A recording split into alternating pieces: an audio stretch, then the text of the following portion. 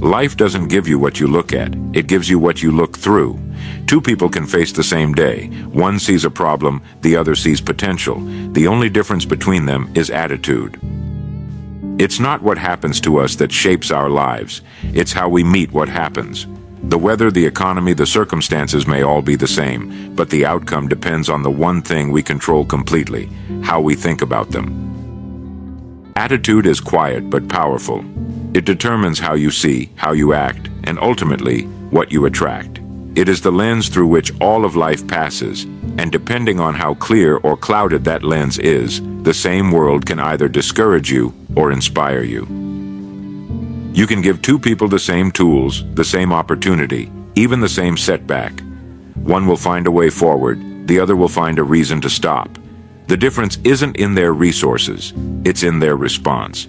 That response, that inner stance toward life, is what we call attitude. It's easy to forget that success begins long before the results appear. It starts in the mind, in quiet thoughts that no one else hears. Attitude is the seed of that beginning. It's the first cause of achievement, and often the last defense against failure. You can't always choose your situation, but you can always choose how you interpret it. And that single choice changes everything. Because your mind is not a mirror of the world, it's a filter for it. What you dwell on expands. What you expect, you move toward.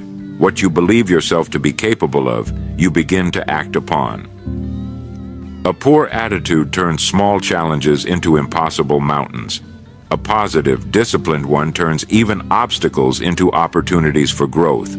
The difference is subtle in the moment, but enormous over time. Because life doesn't respond to our complaints, it responds to our character.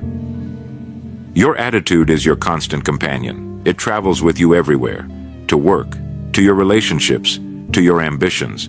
It colors every conversation, every decision, every result. It either lifts or limits everything you touch. The remarkable thing is this: it costs nothing to change it, yet it changes everything when you do. Many wait for life to improve before improving their outlook, but that's not how it works. The mind must shift first. The world follows after. Just as a seed must grow before the harvest appears, attitude must be set before success can begin. If you start each day expecting problems, you'll find them. If you start expecting progress, you'll find that too.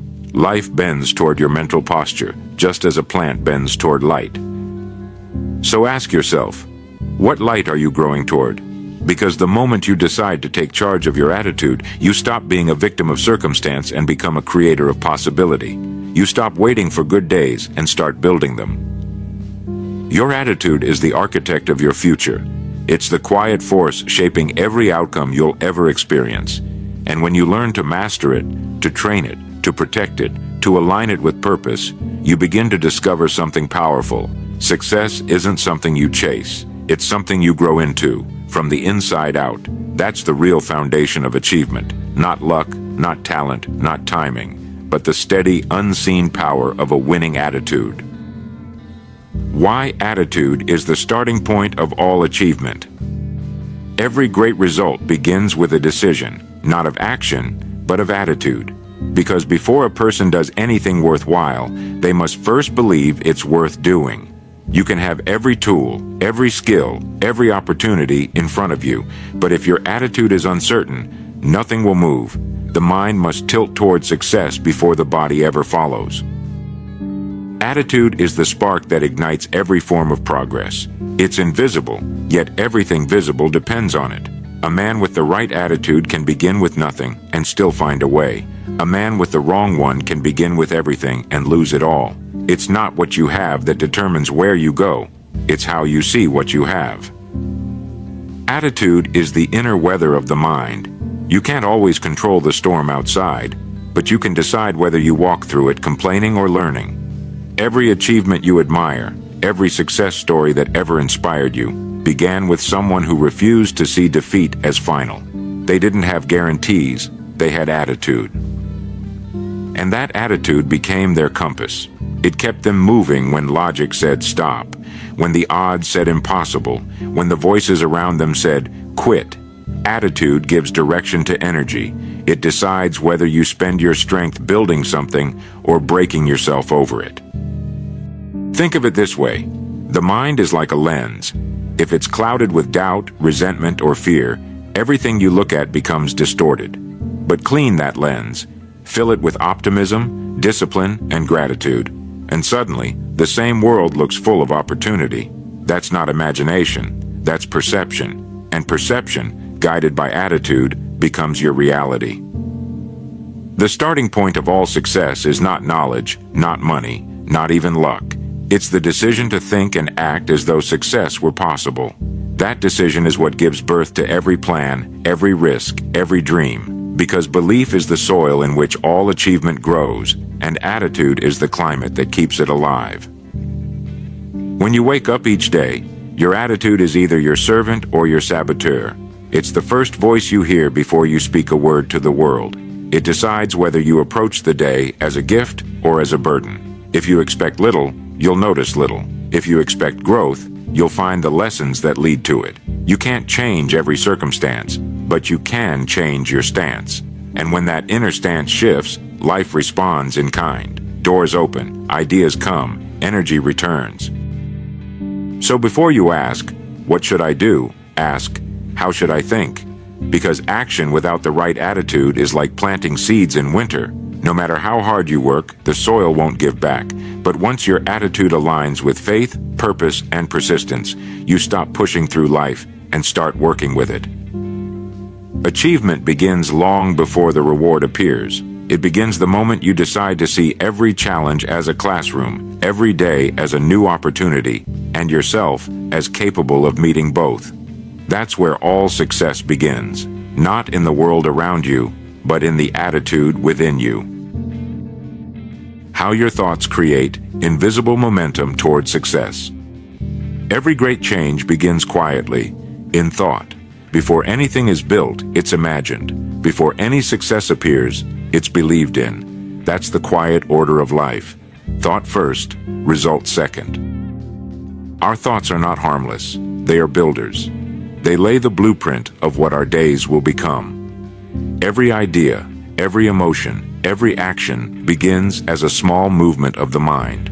What you think about consistently is what you're slowly moving toward, whether you realize it or not, because thought is direction, and direction is destiny.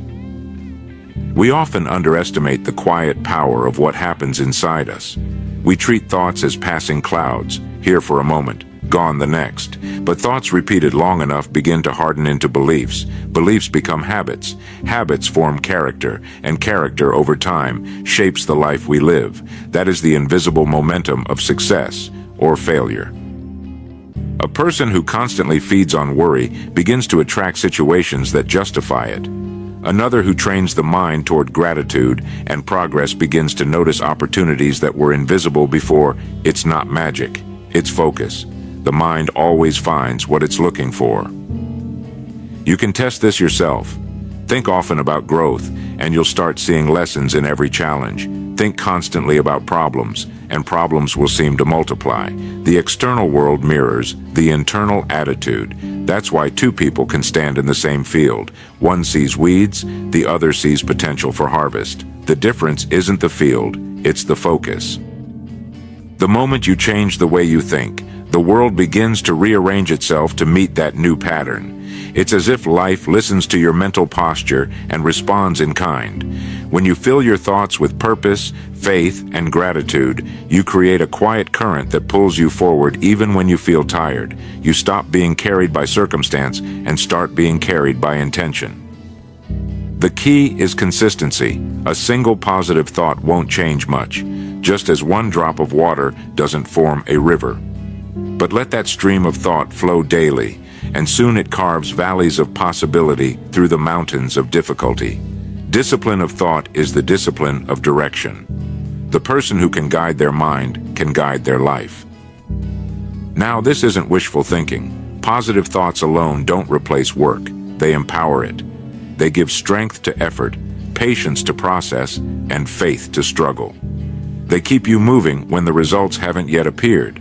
That's how success begins invisibly, through persistence in thinking long before persistence in doing. Every thought you allow to live in your mind plants something, and nature, being perfect, always brings a harvest. It never fails. The only question is, what kind of crop are you planting each day? If you want to change your results, change your thinking. If you want a better harvest, sow better seeds. Because your attitude isn't just an outlook, it's a magnet. It draws people, ideas, and circumstances into your life that match the way you think. So guard your thoughts. Feed them with purpose, because that's where momentum begins, not in motion, but in meaning. And once that momentum starts, it doesn't stop easily. It keeps growing, guiding you, shaping you, until one day you realize the success you once imagined has quietly become the life you're living. The difference between reacting and responding to life. There's a quiet difference between those who simply react to life and those who respond to it. Both face the same world, but one is controlled by it, while the other quietly controls themselves within it. Reaction is immediate. It's emotional. It's the mind's first impulse to external pressure. It says, I must do something now. Response is deliberate. It's thoughtful. It says, I will decide what this means before I decide what to do. Reaction belongs to circumstance. Response belongs to choice. When we live by reaction, we surrender our peace to everything outside us, the weather, the words of others, the moods of the day. We give our power away, one small irritation at a time, and it happens quietly. A small frustration here, a quick temper there, until life begins to feel like a series of things happening to us, rather than through us. But when you respond, everything changes, because responding is the act of taking your attitude off autopilot. It's pausing long enough to choose meaning before movement. That small pause, that breath between what happens and how you act, is where wisdom lives. Every successful person you admire, every calm and centered leader you've met, has learned this discipline. They don't let every wind shake their branches. They choose their weather from within. When you react, you repeat the world.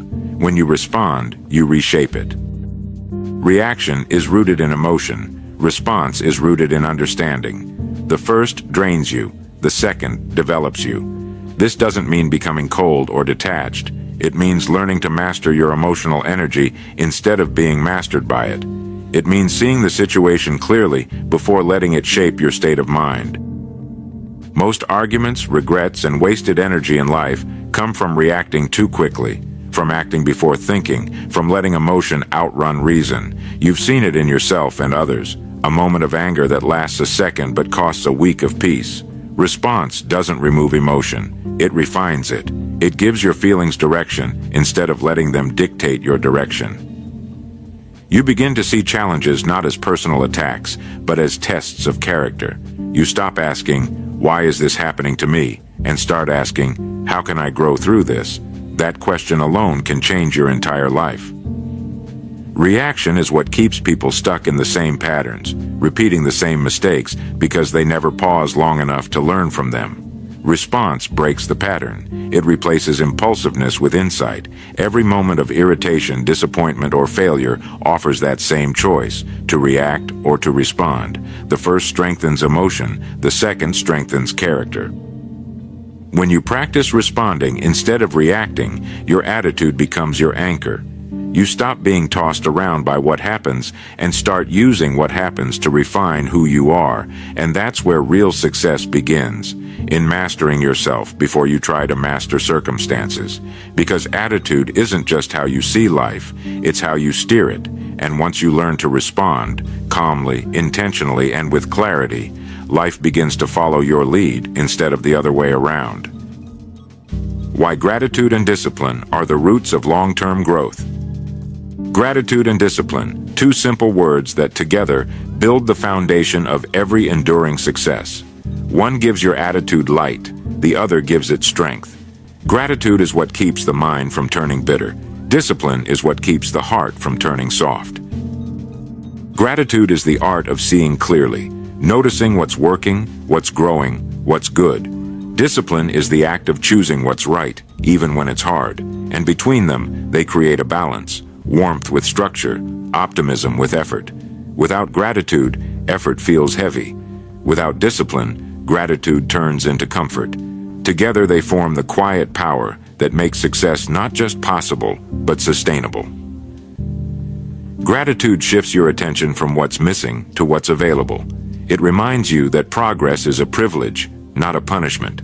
It allows you to face challenges without resentment, because you begin to see how each obstacle carries a hidden opportunity for growth. Gratitude doesn't mean ignoring hardship. It means refusing to let hardship blind you to what remains.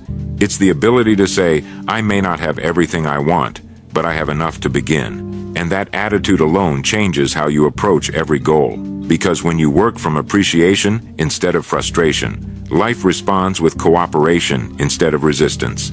Then comes discipline, the twin partner of gratitude. Discipline is simply remembering what you said you'd do, long after the feeling in which you said it has passed. It's keeping your word to yourself when no one is watching. Success doesn't come from occasional inspiration. It comes from consistent follow-through. And that consistency is the child of discipline. Discipline is the bridge between intention and achievement. It's what allows your good attitude to produce results, because enthusiasm may start the journey, but only discipline keeps it alive when enthusiasm fades. Think of gratitude as fuel and discipline as direction. One gives you energy, the other ensures that energy isn't wasted. Together they build something called maturity, the kind of inner steadiness that turns wishful thinkers into doers, and doers into masters. Gratitude without discipline becomes complacency. Discipline without gratitude becomes resentment. But when the two work together, they turn ordinary days into meaningful progress. The grateful person doesn't take their blessings for granted, and the disciplined person doesn't take their responsibilities lightly. That combination creates momentum that cannot be faked or stopped. If you want your attitude to become a lifelong advantage, practice both. Each morning, start with gratitude. Name something good, however small. And each day, finish with discipline. Do one thing you said you would, no matter how you feel.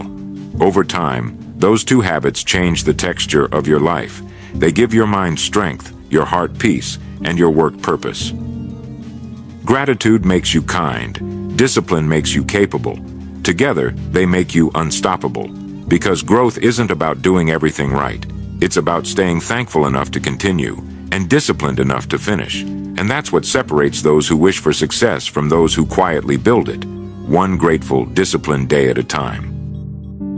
Principles to design a winning mindset. We become what we think about. Simple words, but they contain the seed of every success, every failure, every transformation that ever was. That single idea is the foundation of a winning mindset. That attitude, thought, and direction are not separate.